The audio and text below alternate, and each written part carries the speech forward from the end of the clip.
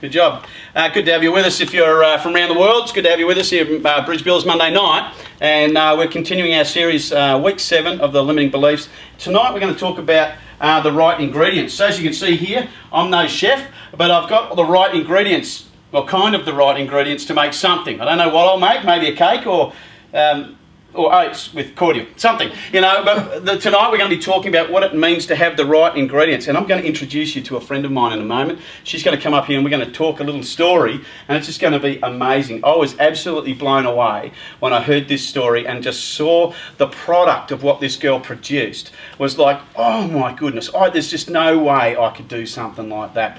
And so I want to encourage you tonight that when someone's up here sharing, it is very hard at times for someone to be up here, and if you're on your phone or if you're talking to someone else, just sort of hold off on that and just give them the time of day. I want to introduce you to Letitia. Come up here, darling. Put your hands together. She's not running away, she's standing right next to me, and this is my friend Letitia, and we've got to know one another over the sort of past 5 or 6 weeks, and she's just an amazing girl. And yet I didn't know a little story, and of course Mum, Jen, down the back, Mum's down the back, she's here to sort of support, and Mum began to tell me this story, and it was such a powerful story that I thought, oh man, that just fits like for next week totes. And so I just want her to come and talk about it and sort of share it. So I just want her to come and share with me. Yeah, I'm not allowed to say anything, but I can look nasty. So share me a bit of the journey about what happened. We're not going to tell you exactly what's in the box, but there is a special little thing in the box back here. Mum, do you want to bring the box up here? And we'll just we'll put it here somewhere. Can we guess? Now, if it's a rabbit, you can pull the rabbit out of the hat. Now, if you hear it thumping around in there, just relax, all right? It's a box of spiders. I'll be gentle. Yeah, it's a box of spiders. Yeah, spiders. No. We're just going to leave this here just for a moment because this is an amazing little story. So this is a story about a gal who was in what would it be, a cooking class? Was that what it was at school? Is it home eco? Well, I wasn't there. Was it home eco? Is that what they call it? What do they call it? Foods? Something? Give it away. Oh, we haven't done anything. What? What was it? Cake decorating. A cake decorating class. She's already given it away. So, anyway, I don't know, how many of you have tried to cook a cake? Bake a cake. I don't know if you cook them, you bake them, Right, how many of you are really excellent at it? How many of you are really crap at it? Every cake, I'm not a cake guy, right? So every cake I've ever tried to cook, I always had a big dip in the middle of it, and it was like a brick. I could use it under the wheel chock of my car or something like that. It was just, this is a good cake brownie biscuit thing, and it was always nasty, burn on the bottom. It was always, I had to cut it off the bottom of the knife and then try and salvage something. Anyway, the fact of it, and it didn't matter sometimes what the teacher would tell me at times about, no, you're doing it wrong. You're meant to whip it like that and add this at that time, and just damn it all in. It's all going in somehow. You've got to get it all in there at some point. But that apparently is not the way to do it. So, Letitia, you were at school, they're telling you you're in a cake decorating class. Now, I swear, you wait until you see this cake. I thought, what's a cake? Who decorates? And Mum opened the lid and I was like an OMG. You wait, I'm telling you, it is a cake. No one eating it, by the way. It's a special kind of cake. It kills you if you eat it. So, it's poisonous. It's made of rat poison or something. Tell me, when you were preparing this and you were putting it together, how were you feeling about actually doing all of that? I can't. You can't do it, right? The whole way through? Mm-hmm. Even when you made the thing, you were starting to decorate, you thought, this is just crap? Yep. So, of course, remember, we're talking about limiting beliefs, and now you wait till you see this cake, I swear. She's saying, I couldn't do this, I can't do this, I don't know how to do this, it's just crap, right? Yep. Then what happened? Did you have to take the cake home or something? Did it finish? The teacher said to you something? What? Well, Mum said to put it into the little adult show. Right. And so she did it. So, I don't know if you know, but at the show, if you're a cake decorator person, they actually have judges, cake judges. They don't eat your cake, they don't eat it, I don't think, do they? No, they don't eat it. They just look at it and say, ooh, that sort of stuff. But they have this cake decorating competition, and they have judges that come in from all over Australia that actually are professional cake judges, and they do the whole cake judgy thing. So Mum says to you, I'm going to put it in the Lido show because I think it's so amazing. Honestly, wait till you see this cake. They say that, hey? You keep telling us that. I'm telling you, Mary, you're going to want to see this cake. You know, so, and the challenge was, Mum says, you know, I believe in this cake so much. I believe you've done such an amazing job. What were you thinking at that time? It won't go anywhere. It won't go anywhere. It's crap, right? It's no good. It doesn't look any good. So when you're looking at this cake, you're thinking, this is no good. This is crap, right? You wait till you see this cake. It's going to be like this big. Oh, nice cake. You know. So anyway, so they put it in, right? Okay, right, Mum, come on up. All right, we've got to get Mum up too. Yeah. Yes, Mum's up. You know? Yeah. Cool year, by the way, 1970. 66 was a little bit more awesome, but yeah, 70's all right. You know. So Mum says, you entered this cake. Why did you enter this cake? Well, I entered this cake because along the journey of Letitia doing her cake decorating, the teachers came up to me and said, I can't believe how negative she's been.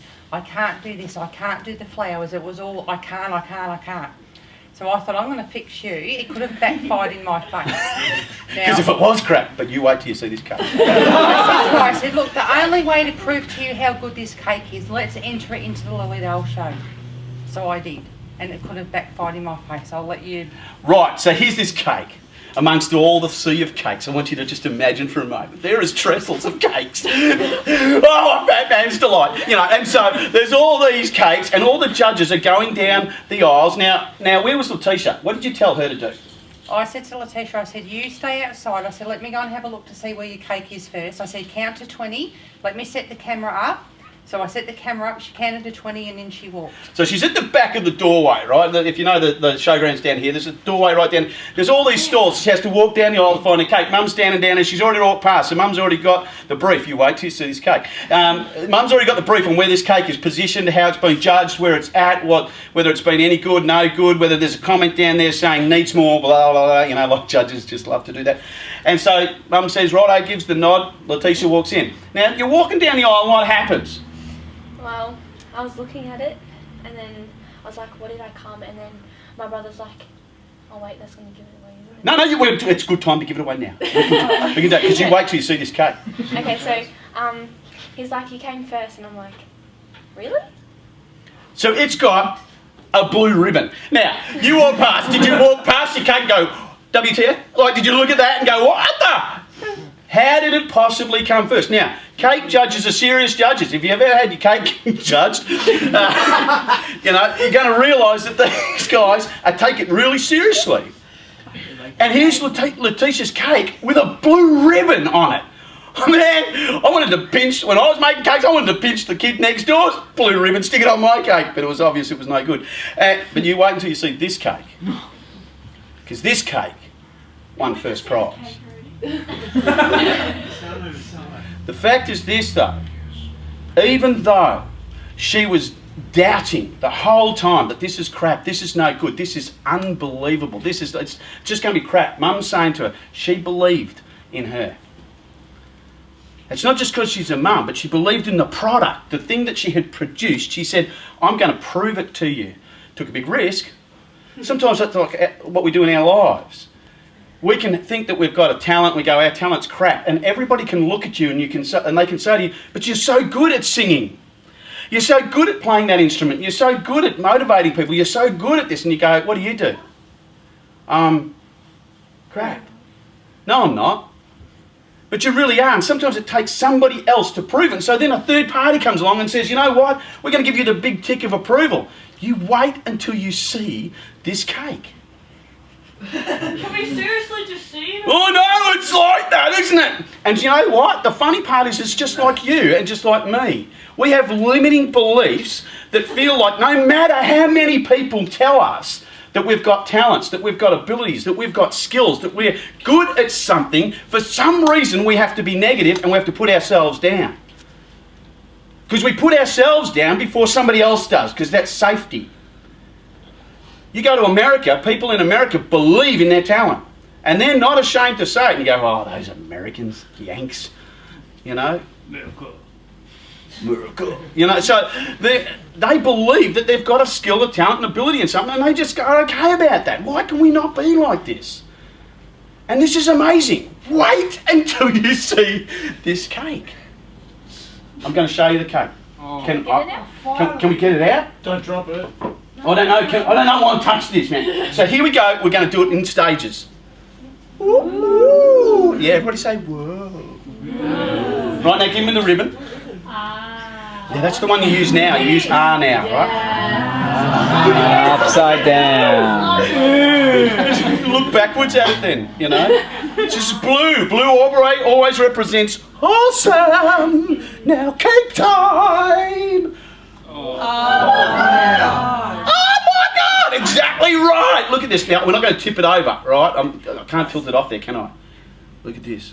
It's stuck on. I know, but I'm very scared. That was You know? And it was Look the at first cake ever. first cake ever. What? Dad, Yeah. you're gonna drop it. I'm not dropping it. Well, you negative person, I am not. You know, so here's the challenge. You can pop your cake back in there. First cake ever. I reckon you clap that up. Yeah, that's good. Thanks, darling. You can sit if you want. Now, here's the challenge, guys. Simply this. You can, darling. Thank you so much. You know, that was awesome. If you want to have a closer look at that later, mate, you hang on to it because I don't want anywhere near it. I'm taking the hands off. The insurance, Bridgewell's insurance doesn't cover a cake that good. You know, and you have a look at the detail within the buds of the flowers and stuff like this. First cake, first prize. And yet all the way through, her limiting belief was, I'm no good at this. I can't do this. This is crap. Pretty good looking cake. Pretty good looking cake. It's so good I don't want to eat it. And that's obviously why it's still whole.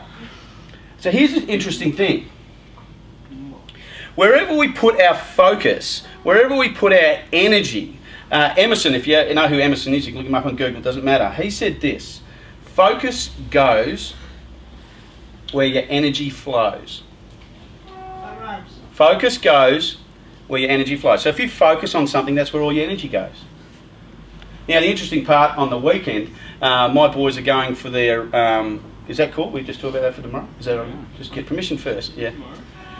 Boys are going for their piece on their motorbikes.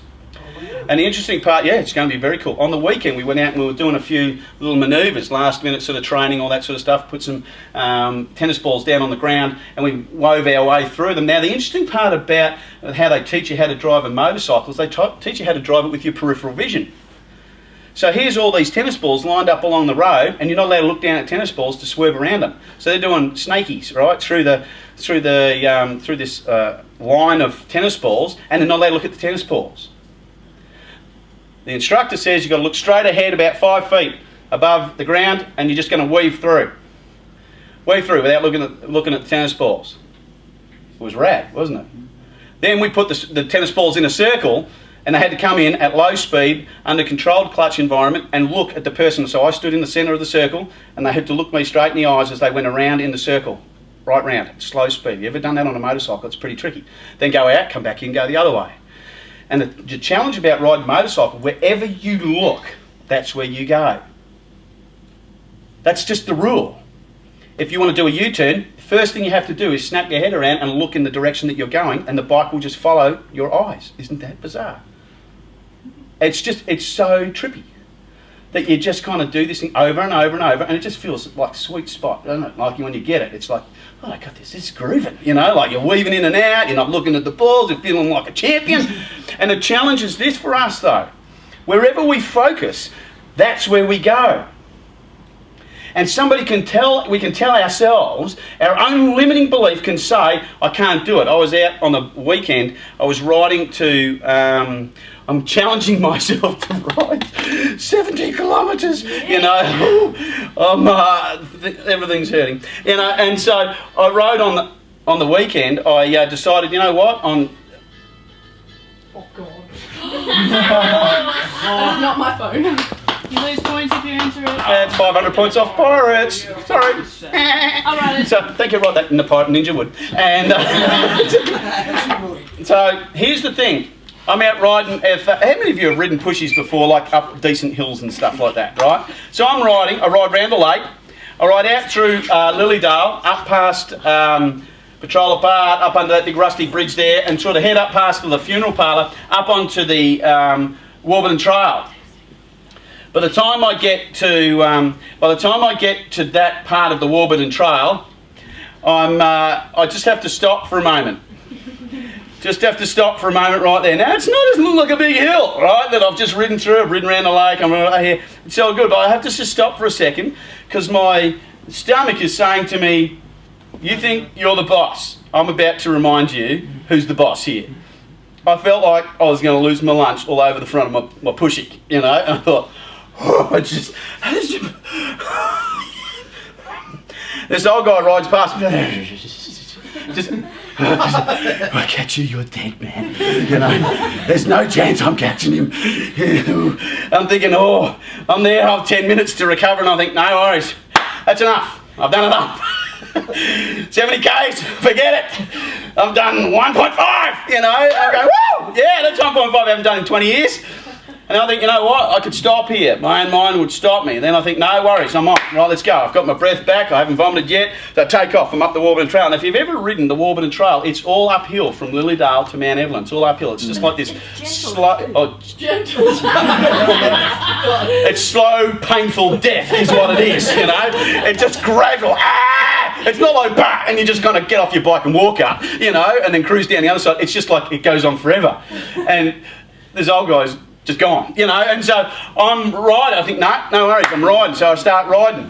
I get about halfway up the trail. I have to stop just for a second time because my stomach's knocking, you know, and it's saying my stomach's probably here about now, you know, and I'm thinking, I've got lactic acid and vomit all competing, and I'm thinking, you know what, my legs, my thighs are like, burning, you know, and I think, and I tried to even get off the bike at one point. That was weird. I was drunk. My legs got off, and I think there's something not right here about this. This is meant to be healthy, and it was weird. I'm thinking, well, and I'm wearing these funny shorts with a big nappy underneath them to help my gooch or whatever, you know. That was all bad, and I'm standing, I'm going, this is not funny, you know. So right at that point, I look up the hill. I'm halfway up the hill, and I look up, and the hill just keeps going up, and then it turns. I'm thinking, it's a trick. It's just going to be more hill around the corner. It's not over. You know, it's not the top at the corner. And then I thought to myself, you know what? I could stop right here. I'm up about 2.5 Ks now, you know, 3 Ks, and I'm thinking, no worries. I'm done. This is good. This is good. I should be okay about this. Then I remembered where we are in the middle of our series on limiting beliefs. So I got back on the bike, I start pedalling, ooh, you know, as I start pedaling, and I look up the hill, and it's a hill. And in my mind, I'm saying to myself, stop, you fool! Guess what's going to be hurting by the time you finish this, you know? And I'm thinking, you know what? I just got to focus right here. I just got to focus right here. And I've just got to keep thinking to myself, push left leg, push right leg, push left leg, push right leg, push left leg, push right leg, push left leg, push right leg, left, right, left. And before you know it, I didn't look at the hill. From that point on, I didn't look at it. I just kept pedaling, pedaling, and pedaling, and pedaling. And then soon enough, I arrive at the skate park in Mount Evelyn. I'm at the Morrison's Cafe across over there, and I'm thinking, where'd that hill go? I turn around and ride all the way back. We ride around the lake. So I've done just over 10 Ks. So then I thought, I know what I'm going to do. I'm going to go out and do it again tomorrow. So on Saturday, the minute I got on the bike, it reminded me I was on it yesterday, you know, and I did 10 Ks again yesterday, navigated around that lake. And so here's the challenge for me, for you as well, is that the way I saw my the stuff that was in front of me was going to stop me from achieving my goal. My limiting belief was like, dude, you're 48, man. Relax, you haven't been on a bike in 15 years. Take it easy. Why would you kill yourself? Stop already. And that's just like us. We can stop ourselves. And then, have you ever, I want you to picture in your mind for something, picture in your mind just for a second. Something that you think you could be really, really good at. Something you think, yeah, you know what? If I had the money, I've had the time, I'd be awesome at this. The challenge for us is that the minute we start to think like that and we start to tell people, you know what, I'm gonna be a rock star. What's the first thing that happens? Oh yeah. Accountability. Accountability is one thing, eh? Oh yeah. Oh yeah? Who says oh yeah to you? You people you tell. People you tell. Yeah, someone's hand down there. Was that Ebony? The people around us, parents, brothers, sisters, you go, really? You haven't got the money, the time, the ability. Seriously? So we begin to draw back because we think we can't ever achieve it. Our limiting belief is simply this. If you believe you can, you can. You actually can. I want you to say, I can. I can. I can. I can. And the fact is, you can. I thought, you know what? I could have been happy with myself. I could have just got off the bike at 2K and thought, you know what? I'll ease into this. I had a plan to do 40. But my ass cheeks reminded me after 10. Forget it. You know, and that's the problem. Sometimes we get blocked because in front of us is an obstacle so great that we think we can't do this. Just like the teacher said, I can't do it. I can't make a cake this good. And Mum's saying, are you serious? Are you serious? This is more than good. And other people are going to tell you just how amazing you are. It was the best. So I want to encourage you, simply this. We need to, in ourselves, there's this process. Somebody once said to me, we need to galvanise ourselves. And galvanising simply, if you've ever done that, seen that process, simply what they do is they take a piece of raw metal, they dip it in hot acid and so forth, and it actually creates this molecular magnet thing that kind of sticks galvanising to metal that is so amazing. It galvanises the steel. And it makes it very, very tough. And that's the same as us.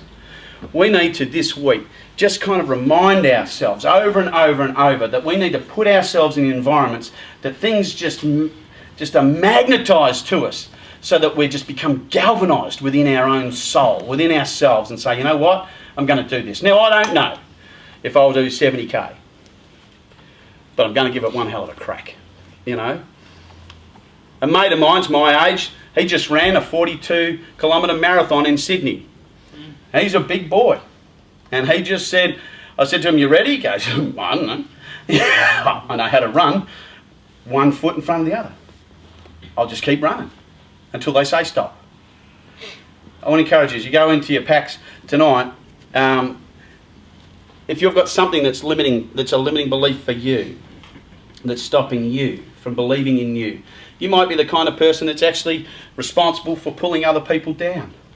Do you know what? Get over yourself and be amazing. Because you're not that great sometimes at what you do either. And you could be a great source of encouragement, just like Mum was for Letitia, just like the judges were for her, just like all you were right then when you saw, whoa, look at that cake. You know, that just galvanises into her that she's great at this. And imagine if we were that kind of person.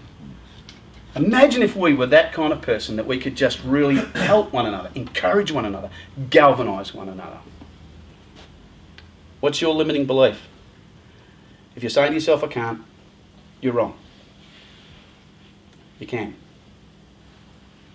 Let's get in our little...